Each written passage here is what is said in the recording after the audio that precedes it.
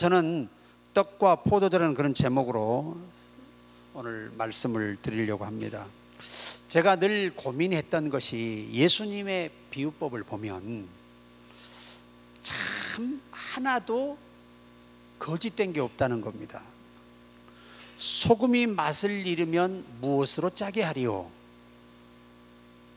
그런데 실제적으로 이스라엘에서는 소금이 맛을 잃는 경우가 있습니다. 이 무교병이 있잖아요. 무교병 떡을 구울 때 이 돌 위에다 구워요. 그러면 먼저 반죽해 놓고 돌 위에 소금을 뿌리고 그 위에다가 이제 이 무교병을 굽습니다. 이게 굽게 되면은 이게 그 소금이 맛이 없어요. 다 무교병이 흡수해 버려 가지고 아예 이 소금이 덩어리 있는데 맛이 없습니다. 그러니까 예수님은 단 하나라도 확인이 되지 않는 비유를 쓰지 않는다는 말씀이죠. 그러니까 오늘 우리가 예수님께서 성찬, 최후의 성찬 12제자와 함께 다락방에서 성찬을 거행하셨는데 그 집례하실 때 떡과 포도주를 가지고 당신을 계시한 겁니다. 당신을 예표한 거예요. 그래서 우리가 떡과 이 포도주의 의미를 조금 깊이 되새겨 본다면 왜 예수님은 가장 중요한 자신의 몸을 떡으로 비유하시고 자신의 피를 포도주로 비유했을까? 항상 저는 이게 뭐든지 궁금증이 많아요.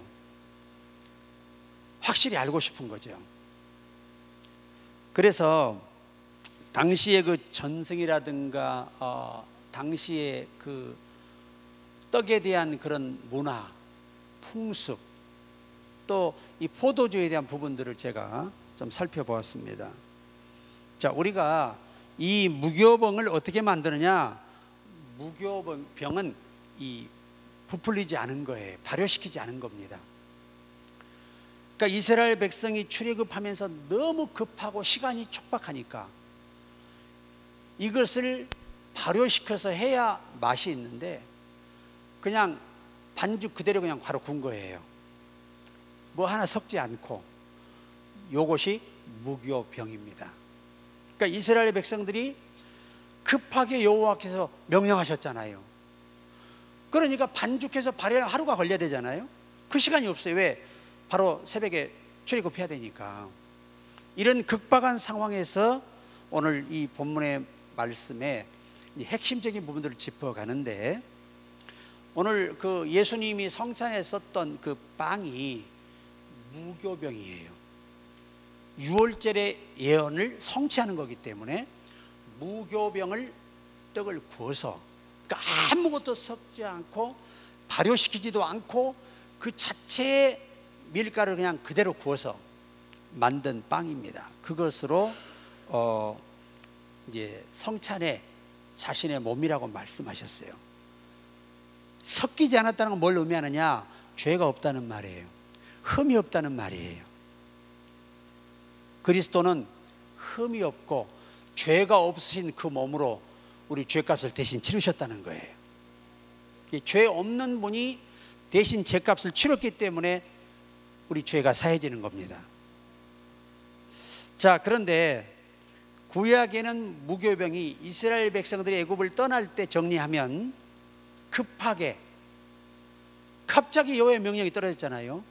그러니까 그 명령을 순종하기 위해서 지체 없이 순종하기 위해서 그 떡을 그냥 반죽을 못하고 반죽한 채로 그냥 바로 구워버렸어요. 그래서 그것을 먹으며 애굽을 떠난 것이 이 무교병의 의미입니다. 결국 우리는 죄 없는 예수님이 십자가에서 죽어서 승리하심으로 우리는 바로 죄악의 도성을 떠나고 심판의 도성을 떠나서 영원한 생명으로 옮겨진 것입니다. 굉장히 큰 의미가 있는 것이죠. 그래서 이 구약의 그 전승이라든가 그 원어에 의존한 그런 그 역사서들을 보니까 이 무교병의 의미의 첫 번째가 순종과 순결을 의미합니다. 예수 그리스도는 순결한 분이에요. 그리고 100% 하나님 마음에 흡족하도록 다 이루셨습니다. 그래서 십자가에서 내가 다 이루었다 하시고 영원히 고개를 숙이고 돌아가시니라. 그래서 우리도 예수 그리스도의 구속으로 신앙의 순결을 가져야 되고, 또 우리도 주의 말씀에 순종을 해야 하는 것이죠. 큰 의미입니다. 두 번째 이 전승의 의미는 지체 없이 순종하였다. 이게 무교병을 만든 이유가 된 거예요. 그러니까 무교병을 만들 수밖에 없었던 것은 하나님의 시간대 출발해 떠나야 되기 때문에, 순종해야 되기 때문에 지체 없이 그 떡을 바로 구웠다는 겁니다. 예수 그리스도는요, 오직 아버지의 뜻을 따라 지체 없이 순종하시고 죽음의 길을 걸어가셨어요. 그러니까 역사적인 그 근거들을 보면 예수님께서 이제 십자가에 달리시기 일주일 전, 그때부터는 마을로 들어가지 않으세요. 그냥 마을 근처만, 길로만 지나가면서 직행하셨어요. 그래서 결국은 나귀 새끼를 타고, 근데 나귀 새끼라 그러면 조그마한 나귀를 생각하시는데 그게 아니고 이제 성인 식을 딱 뗀 정도의 이 새끼를 말하는 거예요. 그러니까 짐을 실어 나를 수 있고 사람도 태울 수 있는 정도의 건장한 나귀를 말하는 거지, 요만한 나귀 이제 난 걸 어떻게, 무슨 재주로 그 나귀가 예수님을 없습니까? 그 사실 역사의 근거에 보니까 새끼 나귀라고 하는 표현을 쓴 것은 이 나귀의 정의가, 나귀가 나와서 자라서 아무도 타지 않고 한 번도 일감으로 쓰이지 않는 요 아주 심플한 이 나귀를 새끼로 표현합니다. 그래서 예수님이 탔던 나귀는 그 먼 거리를 예수님을 모시고 갈 수 있는 튼튼한 나귀였어요. 젊고 건장한 나귀였죠. 그러니까 예수님은 아주 즉시 그대로 순종하셔서, 어떤 분은 뭐 겟세마네 동산에서 할 수만 있으면 이 잔을 내게서 옮기시옵소서 그러니까, 이 표현을 하신 것은요, 예수님의 몸은 철저히 사람이셨다는 거예요. 그래서 이 표현을 쓸 때 인자라고 합니다. 사람이라는 거예요, 사람. 그래서 그 원어의 교리서라든가 미드시의 그 해석을 보면, 이 잔을 내게서 할 만하시거든 옮기시옵소서, 이 표현은 이 방법이 아니고 또 다른 방법으로 순종해서라도 내가 이들을 구원할 방법이 있습니까? 라고 물어보신 거예요. 굉장한 의미가 있는 거죠. 그러나 이것이 아버지의 결정이라면 아버지 원대로 하옵소서. 이 방법밖에 없다면 이 길을 가겠다는 거예요. 그러니까 철저히 인간이시면서 죄가 없는데, 그분은 철저히 자기의 모든 생각을 하나님의 생각에 다 굴복시키고 하나님 아버지의 뜻대로 그가 순종하셨기 때문에 오늘 우리가 이 자리에 앉아 있는 것입니다. 참 큰 은혜고 하나님의 은총입니다. 자, 그러면 신약에 와서 이 우리가 이제 학적인 용어로 최후의 만찬, 다시 말하면 예수님이 이 땅에서 포도주로 마지막 만찬을 행하신 거예요. 그리고 하시는 말씀이, 내가 다시는 땅에서 나는 포도주를 마시지 아니하리라. 이 말의 의미에 두 가지의 원서의 뜻이 남게 돼. 하나는 절대 너희도 술 먹지 말라. 술에 취하지 말라 그러니까 해석을 저들 멋대로 해가지고 뭐 조금 적당히 먹으라, 안 취하면 된다. 여러분, 손만 대도 이미 술 기운은 취하는 것입니다. 취하지 말란 말이 적당히 먹으란 말이 아니에요. 옆에 두지 말라는 얘기, 아예 그걸 내 곁에 두지 말라는 거예요. 절대 오해해서는 안 됩니다. 그러니까 요즘 가짜 목사들 성경에 어디 술 먹지 말라 했냐고 술 처먹는 것들이 있어요. 그건 목사도 아니에요. 가짜 목사들입니다. 글쎄, 저는 술 담배를 평생 안 먹어봐가지고 맛을 몰라요. 근데 우리 아버님이 술을 드실 때 그렇게 맛있게 술을 드셔. 이게 술잔을 딸 요만한 잔이 있잖아요. 그러면 요놈을 갖다 이렇게 두고 이게 나도 그냥 괜히 속으로 그래져요. 그래서 술을 못 먹어봤는데 또 담배를 피시는데 옛날 이 봉초 있잖아요. 봉초 담배 말아서 이게 피거든요. 근데 이거를 불을 지펴야지 담배 요렇게 잡수시고 하면은 귀에서도 연기가 나오고 코에서도 나오고 입에서도 나와요. 내가 이게 신기해가지고 한 번은 고추대 있잖아요. 고추대를 불 지피다가 소밥 끓이는데 붙이다가 그걸 빨았다가 그날 거기서 죽을 뻔했습니다. 내가 그래서 우리 아버지가 그때부터 이해가 안 되는 거예요. 이렇게 무시무시한 걸 왜 피냐 이거예요. 안 먹어본 사람은 궁금할 뿐이지 그 내용을 모릅니다. 그러나 먹은 것이 결코 자랑할 일은 아닙니다. 그만큼 여러분이 몸에다 독을 부었고 독을 들이마신 것은 다 죗값을 언젠가 치르니까 이제부터 다시는 술 담배 먹지 말고. 여러분, 저는 그렇게 생각해요. 내가 우리 아버지를 참 존경하는 부분은 한 번 뱉으면 그대로 하신다는 거예요. 술도요, 평생을 고래로 사신 분이에요. 술을 얼마나, 옛날 노인들은요 낙이 그것밖에 없잖아요. 그냥 갖다, 지금 100세가 넘으셨으니까 살아계시면 그냥, 우리 아버지는 안주가 없어요. 그냥 통째로 이 병 하나 그냥 마시고 손 빨아버리면 끝나버려. 그렇게 술을 좋아해요. 그러던 분이 담배를 아주 하루에 이 봉초가 이게 쌓여 있습니다. 금방 달아져요. 얼마나 좋아하시는, 옛날보다 낙이 없잖아요. 그런데 어느 날 갑자기 자식들을 다 마당으로 모으러 가시더니 술병을 다 깨고 담배를 세워버려요. 내가 이 시간 이후로 술 담배를 먹으면 내가 너희들의 새끼다 그래요. 그리고 평생에 한 번도 술 담배를 안 드셨어요. 사람은요 이 정도 결단이 없는 사람은 성공하지 못해요. 그런 사람이 뭘 하겠어요? 그런 사람은 어떻습니까? 그렇게 결단이 없고 의지가 약한 사람을. 우리 아버지 말씀이에요. 이까짓 하나 못 끊는 것이 어떤 인간이냐예요. 자식 앞에 약속을 했으면 죽어도 지켜야지. 저는 우리 아버지가 그 부분만 저는 칭찬해요. 다른 부분은 별로 칭찬할 게 없어. 내 어린 기억에는 항상 강조하시는 게 야무진 일처리. 그게 쉽지가 않아요. 그러니까 아버지가 늘 새롭게 느껴지는 거예요. 오늘 여러분,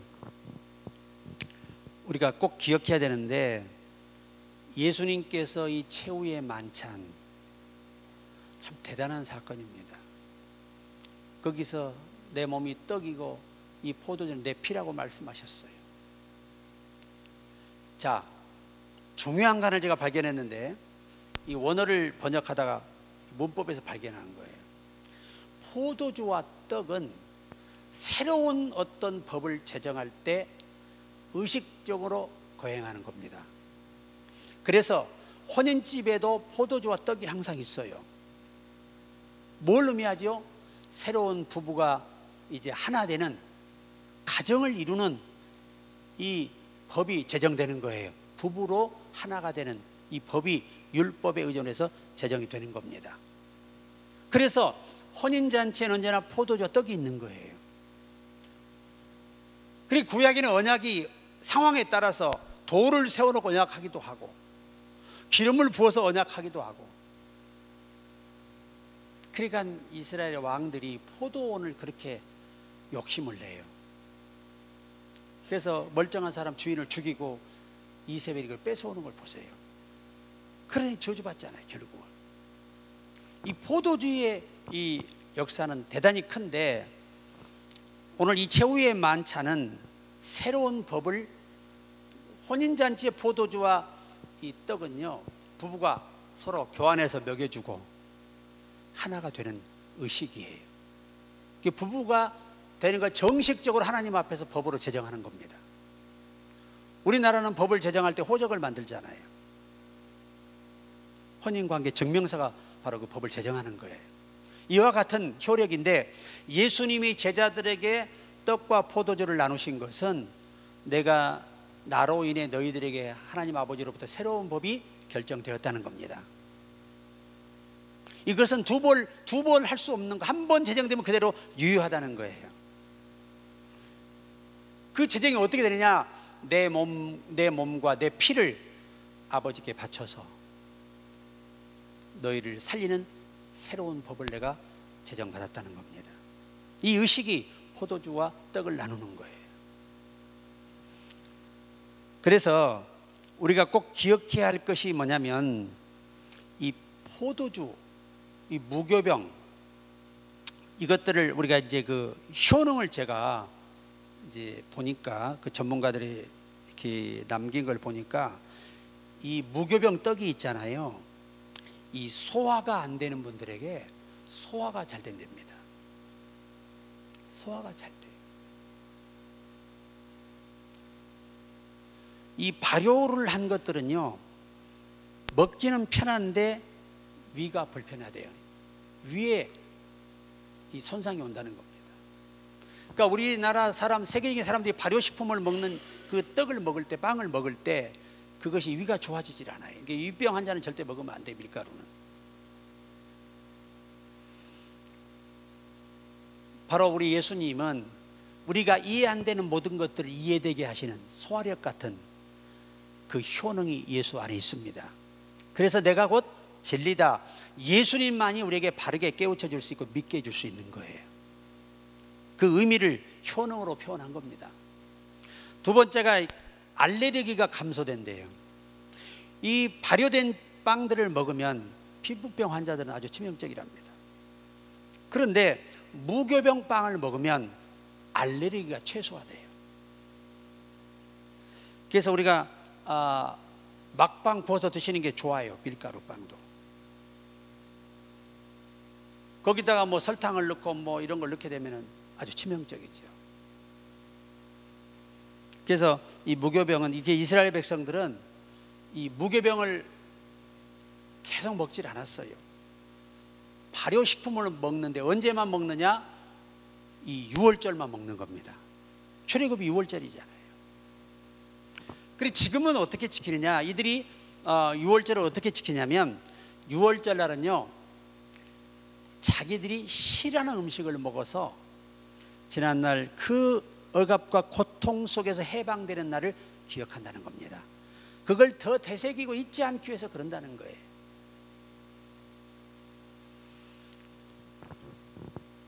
그 다음에 이 무교병은 장시간 보관이 가능해요. 여러분, 성막에 쓰였던 빵은 발효식품이 아니에요.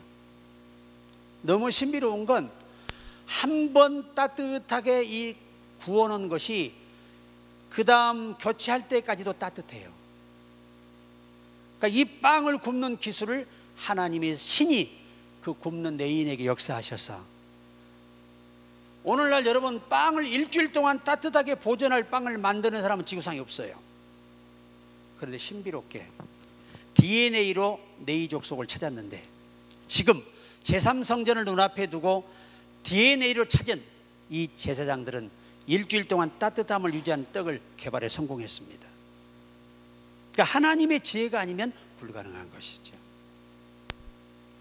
소도, 당시에 썼던 그 붉은 황소, 이 황소도 DNA로 찾았는데 지금 여러 마리의 황소가 지금 길러지고 있습니다. 발견이 돼서. 이게 뭐냐? 이제 주오실 날이 다가오고 있음을 직접적으로 이제 보여주시기 위한 겁니다.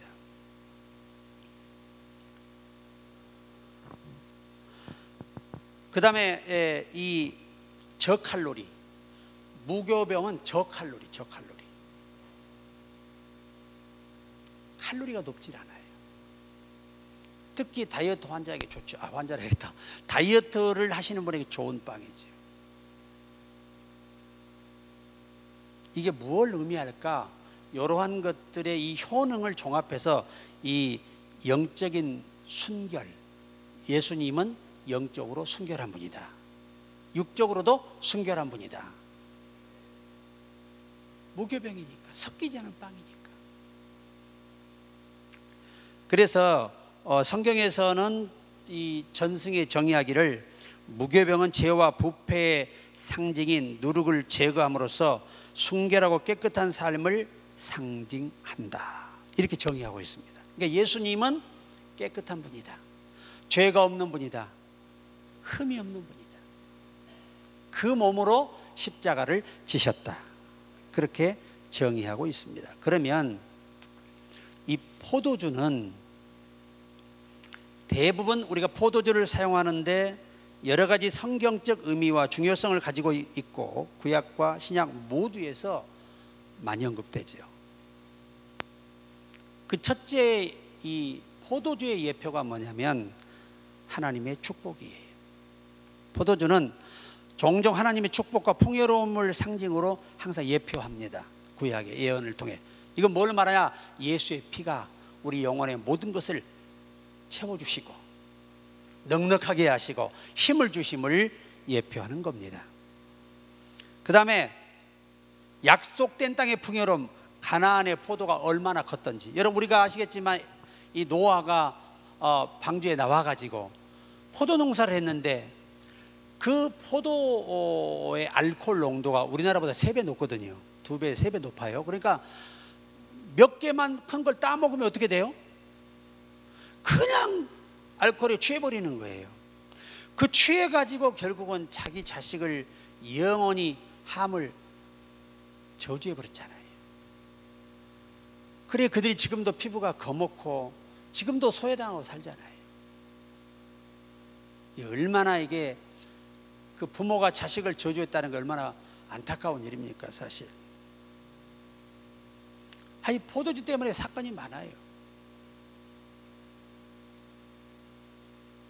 그래서 우리가 가나안 땅의 포도가 얼마나 컸던지 한 송이를 누가 메고 왔다고 정언하죠?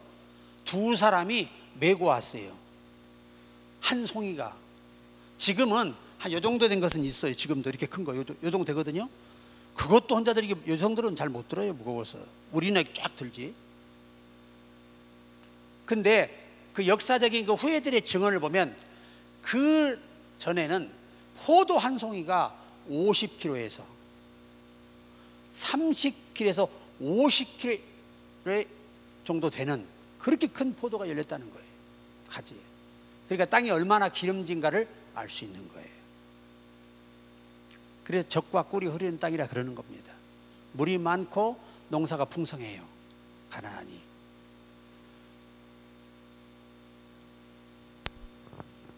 그 다음에 이제 세 번째가 결혼과 축제. 이스라엘 사람들은 결혼이 굉장히 중요합니다. 왜? 하나님이 맺어준 인연이 만나 하나님의 그 은혜와 사랑 안에서 맺어지기 때문이죠. 그래서 이 첫 번째 표적을 가나 혼인집에 예수님이 행하신 거예요. 그게 뭐죠? 물이 변하여 포도주가 되는 겁니다. 우리는 여기서 자꾸 기적의 예수님만 강조하는데 기적의 예수님보다 더 중요한 게 뭐냐? 우리의 생명을 바꾸셨다는 데에 계시에 중점을 두고 있는 거예요. 영원히 심판받을 우리의 생명이 포도주와 같이 그의 말씀에 의하여 그의 능력에 의하여 영원한 생명으로 바뀐 것을 계시하기 위한 것이고, 그것을 영원한 생명으로 바뀐 그 영원한 생명을 우리에게 주셔서 우리로 그 감격과 감동과 그 은혜 속에 살게 하고자 함이 표적이었어요. 참 중요하죠. 그래서 우리가 이 결혼식에는 포도주가 떨어지면 문제가 심각해집니다. 아주 이 주인이 난처해지는 거예요. 그래서 이스라엘 백성들은 포도주를 30년, 50년, 100년, 150년, 200년 조상 대대로 물려오는 거예요. 그래서 가장 오래된 포도주를 가진 집은 정말 하나님 앞에 자손대대 복을 받은 가정으로 인정을 받게 되는 것이 포도주의 풍성함이에요. 예수의 피는 우리에게 부족함이 없습니다. 술 취함에 대한 경고. 디모데가 당시에 17살의 목회자가 됐어요. 너무 어리게 됐기 때문에 얼마나 힘이 들어. 그러니까 이 스트레스가 많은 거예요, 아이가. 그 사람의 성격이 다르고 성품이 다 다른데 어떻게 내 마음에 맞춰지겠어요? 그러다 보니까 아이고 또 훈련이 덜 되다 보니까 너무 견디기 힘들다 보니까 제대로 못 먹고 못 자다 보니까 이장병이 온 거예요. 당시에는 약이 없잖아요. 의학이 없으니까. 그래서 이 바울이 이 진통 효과를 위해서 조금 쓰라라고 하는 말이 한 숟갈에서 2스푼을 의미하는 거예요. 큰 잔으로 한 잔 아니고. 아니 그 큰 잔 한 잔 먹어버리면 어떻게 돼? 술 취해가지고 어떻게 목회를 하겠어요? 그러니까 하나님의 사역에 건강 때문에 이 제한되지 않도록 그 정도 포도, 왜냐하면 이스라엘 포도 우리나라 포도주보다 최하 2배가 이 농도가 세요. 그렇기 때문에 한두 숟가락만 먹어도 우리 여기서 좀만한 한 잔 마시면 어떻게 돼요? 술을 먹어본 사람들은 옛날에 생각나면 좋지. 이야, 아우 주여. 근데 저 같은 사람은 안 먹어봤으니까 그냥 요게 신기한 거야 이게. 근데 요거 하나만 먹어 좀 세다 그러면 벌써 내가 약간 몸이 뜨거워져요. 이 술기운이잖아요, 술기운. 그 외에는 신약에 와서는 허락한 적이 없어요. 성령의 사람은 술을 먹을 수 없죠. 담배도 피울 수 없죠. 그렇기 때문에 우리 주님은 자기 몸을 찢어서 병을 고쳐주시려고 하는데 인간은 자기가 망가뜨리는 거 놓고 하나님 원망하고 얼마나 그 비겁한지 몰라. 인간이 간사하고 절대 하나님께 핑계댈 수 없는 것입니다. 먹지 말라는 걸 누가 먹으라 해서 아프라 그래요? 하여튼 우리가 건강에 해로운 건 최대한 절제하시고 좋은 걸 드세요. 자기 몸의 체질을 잘 알고 맞춰서 먹어야 건강해져요. 자, 이 성찬의 영적 진정한 의미는 희생을 통한 구원을 계시하는 거잖아요. 하나님의 진노로부터 구원을 받게 하고 피하게 하는 것이 예수의 피입니다. 자, 이제 말씀을 정리해야 되는데 이 포도주의 효능을 제가 이 전문 박사에게 문의를 했는데 이 포도주가 말입니다. 포도가 좋은 게 뭐냐면 치료와 건강. 아까 제가 말씀드렸죠. 그 위가 안 좋은 사람들이 이 당이 있는 사람들이 적포도주를 이렇게 한 잔씩 조그만 잔을 마시면 이 당이 바로바로 잡히고 혈당이 떨어집니다.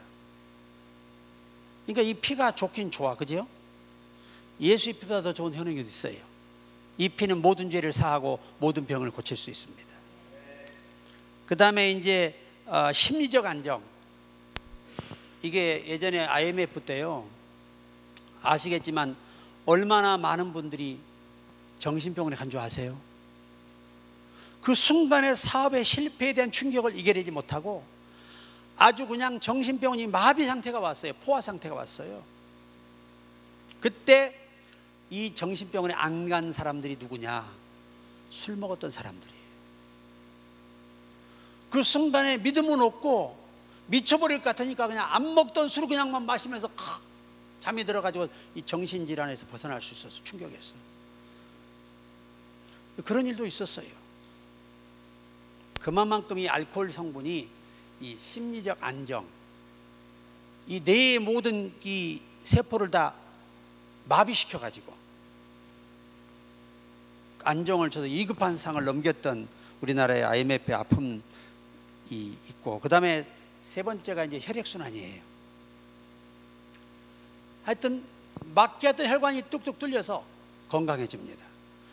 예수의 피는 우리 막혔던, 하나님과 모든 막혔던 것들을 다 뚫어내시고 우리와 소통하게 하시고 함께 하시게 하셨습니다.